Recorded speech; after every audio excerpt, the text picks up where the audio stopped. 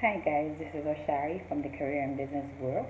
Now, today I want to briefly discuss some things that employers do that we as employees tend to not like, and how do we react or how do we deal with these.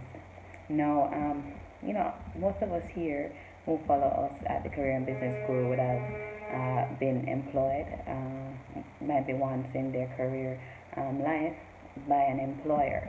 Now, what are some of the things that the employer usually do that we don't like? Personally, for me, I hate when an employer tends to not listen to what I have to say and then jump to a conclusion. Now, we have a lot of employers who tends to do that. When it comes down to their staff, they don't listen. There's a lack of communication between both of us. And so, they'll come to an easy conclusion. Oh, this one don't talk much. I don't think you'd fit in this position. And so, even if there's an opening for promotion, they'll never promote you because they feel like, I don't think you fit the bill without even ever really communicating with you. Because most managers feel as if, well, I'm manager.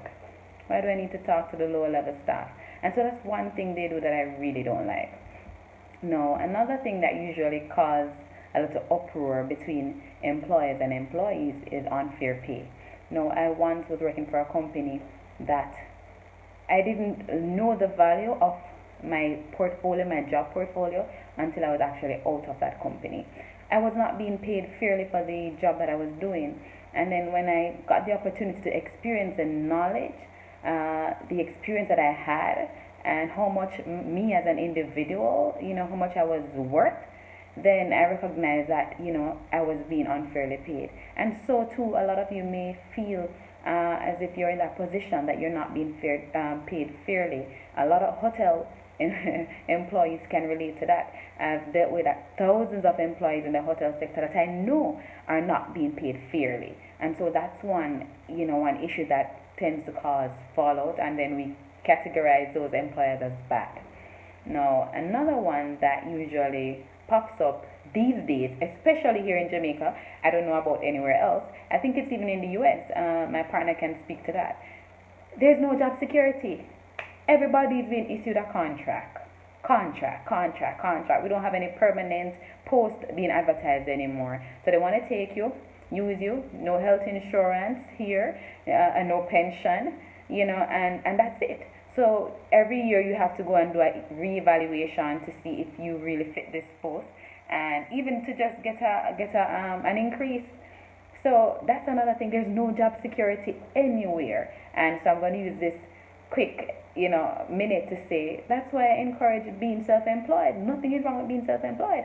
You have a skill, you have a knack for something, go ahead, start your own business. You determine your salary.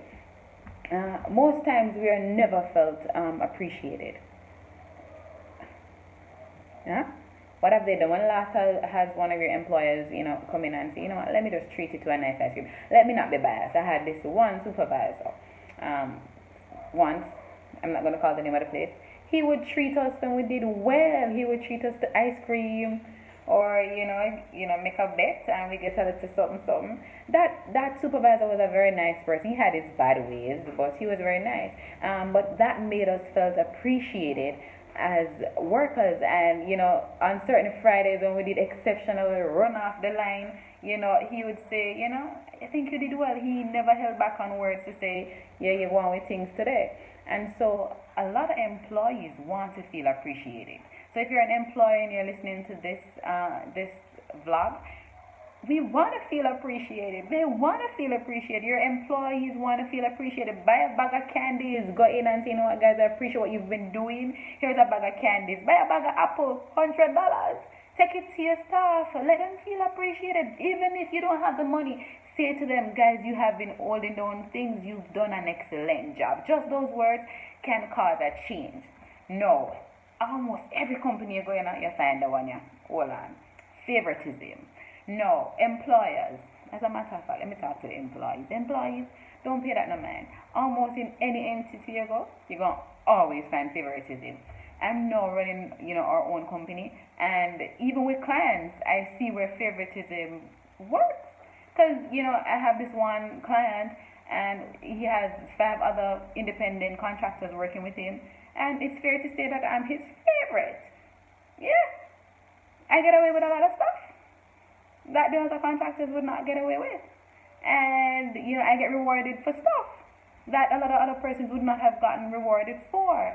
So favoritism exists. That's what I'm trying to say. It exists in this world, and a lot of employers tend to just use that in their workspace with their employees.